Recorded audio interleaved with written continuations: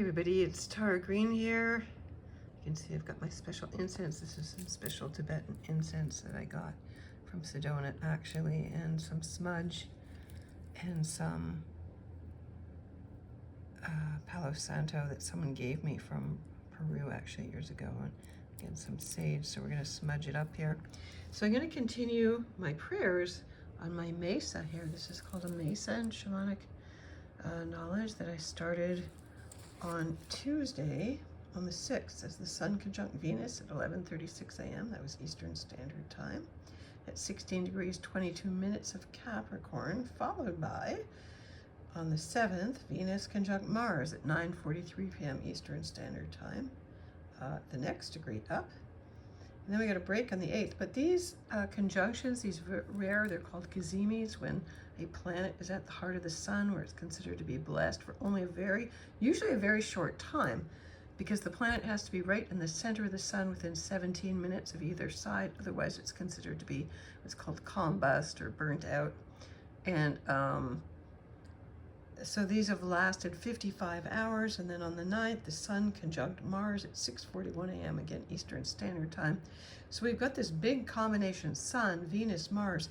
Venus was traditionally the goddess of love when she's in her evening star phase, which she is just now, as she made that conjunction with the Sun on the 6th, moved from her star point, moved from being the evening star where she's the lover, moving into, after 40 days behind the sun, emerging as the morning star, where she's the battle star, the warrior goddess. So definitely the, Trump invading Venezuela on that full moon, 13 Cancer. And this, also that was squaring, you can see the smoke coming in here, squaring these degrees as well. Opposing those degrees. Now, also on the 9th, Venus was opposite Jupiter, 12:35 p.m.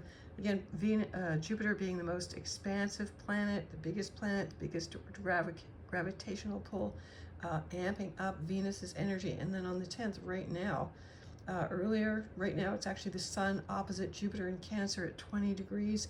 And then early in the morning, 9:25 a.m., Mars opposite Venus. So that's the whole 4 or 5 days of these amazing transits. Conjunctions are the most powerful aspects in astrology traditionally, then squares, then oppositions. So Jupiter will draw out, bring in some strong emotional opposition. It balances the masculine and feminine elements here.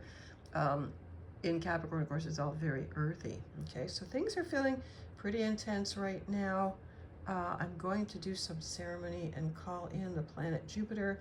If you are a Sagittarius or a Pisces, traditionally Jupiter is your ruling planet. Jupiter is exalted in Cancer, where it's been since last May. It'll be there till next June 2026. And then, of course, Mars is the warrior planet, the testosterone, the rusty, blood red warrior, defensive, active, masculine energy. Rules Aries and Scorpio traditionally. Okay, so Jupiter's going to amp up whatever tensions, emotions are going on here. Jupiter in Cancer is all about home and family and women and feeling safe emotionally. Now, Iran is apparently going through deeper rebellion against Khomeini. There was rumors that he was killed. We don't know what's true. There's been a big blackout on the internet. So with all of this and the shooting, of course, in Minnesota being a very hot spot, I'm going to write an article about why Minnesota has been such a hot spot. But in the meantime, I'm going to reactivate this altar. Again, I've smudged. I've got my crystals here. I'm going to try to hold my phone and do this at the same time. This is it's a very special Brazilian crystal that I bought in the early 90s. That's a healing wand, and I'm going to be starting to do more healing work as I'm getting my website redone. It's going to be something I offer. I do Reiki.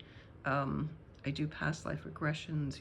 I work with galactic energies. I've always worked with galactic energies. I guess I've kept this quiet, but now, as it seems like it's more popular and time for me to come out, then I will be becoming more open about this. I've been doing this in my channeling when I do my workshops, and I'm going to get into doing some workshops coming up in February for the eclipses coming up, right? Actually, it's only 42 days, actually 41 days now, till Neptune and Saturn meet at 0 degrees of Aries. So that's a big countdown to that. And again, 42 days, that's exactly when Venus is going to merge.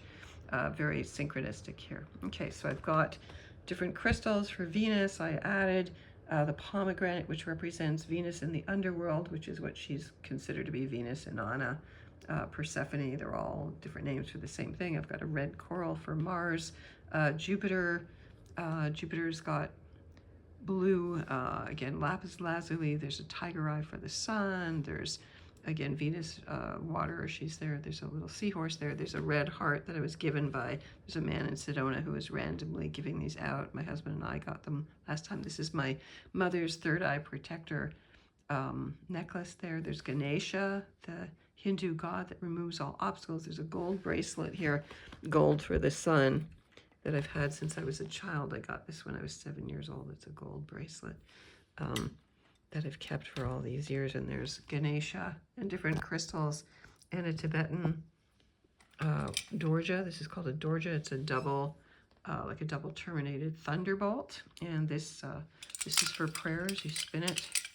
It's like a Tibetan prayer wheel. It activates energies.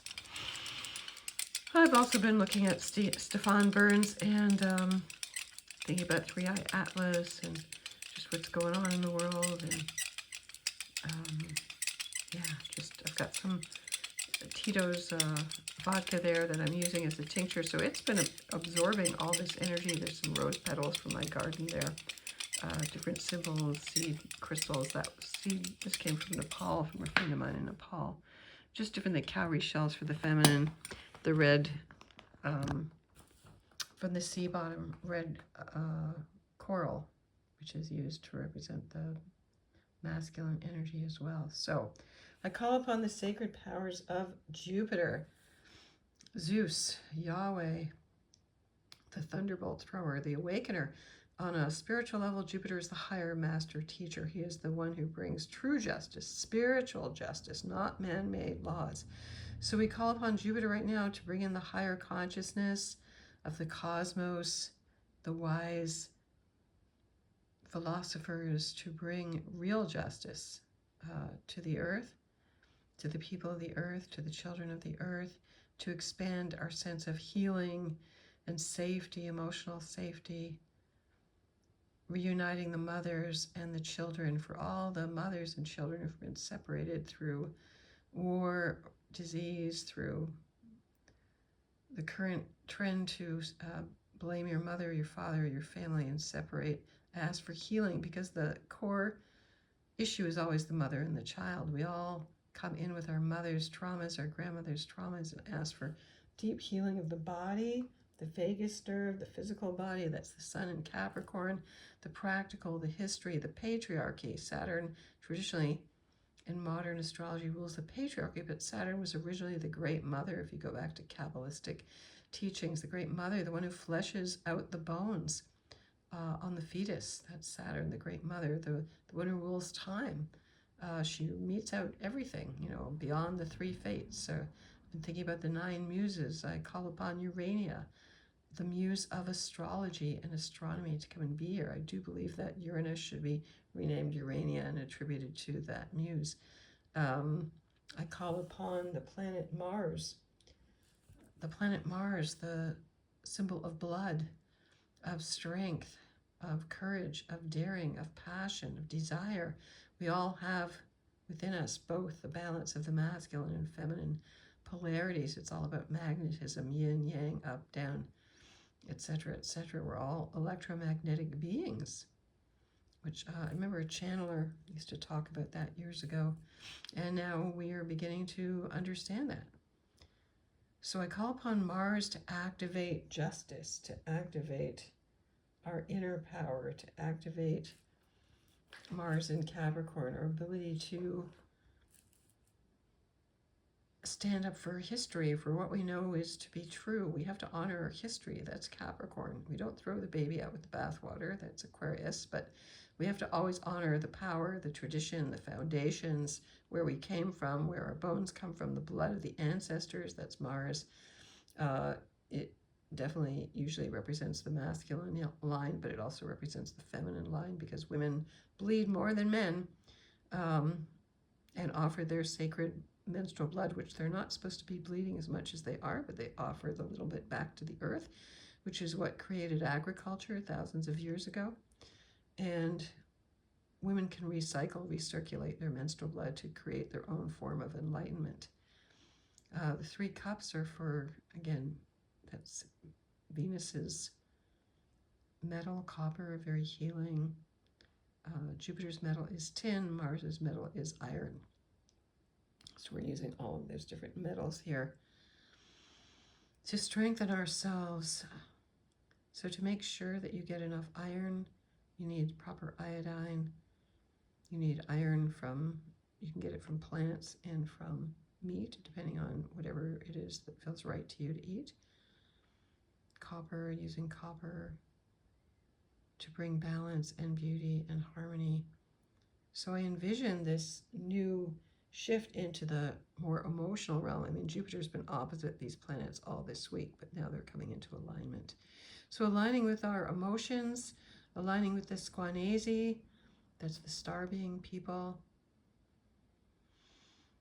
Oh, calling in the wisdom of the Pleiadians, the Arcturians. There's another star system that I channel when I've gone on big planet journeys, which I'm not allowed to say out loud, but I'm calling them in. I'm calling in Sirius because Jupiter is pretty close to Sirius. That was the star that the full moon was on the 3rd. The biggest, most beautiful, brightest star in the sky. And if you have planets between 16 and 20 degrees of Capricorn, or the same of Cancer, or the same of Aries, or the same of Libra, you are definitely getting this personal, a grand cardinal cross here. So I call upon all the higher beings, the master teachers, the wisdom keepers, Shekinah, Sophia, goddesses that hold wisdom. It's Friday night. This is in the Jewish tradition. This is when the Shekinah comes to earth and she makes love to her bridegroom every Friday night. This is a sacred night for sacred marriage. That's exactly what all of these planets represent, alchemical union. So I call upon the wisdom keepers, Rudolf Steiner and Carl Jung and James Hillman, Leonard Cohen, many wisdom keepers to come, John Lennon, philosophers, Hypatia, the oracles, muses of Delphi, of Aristotle,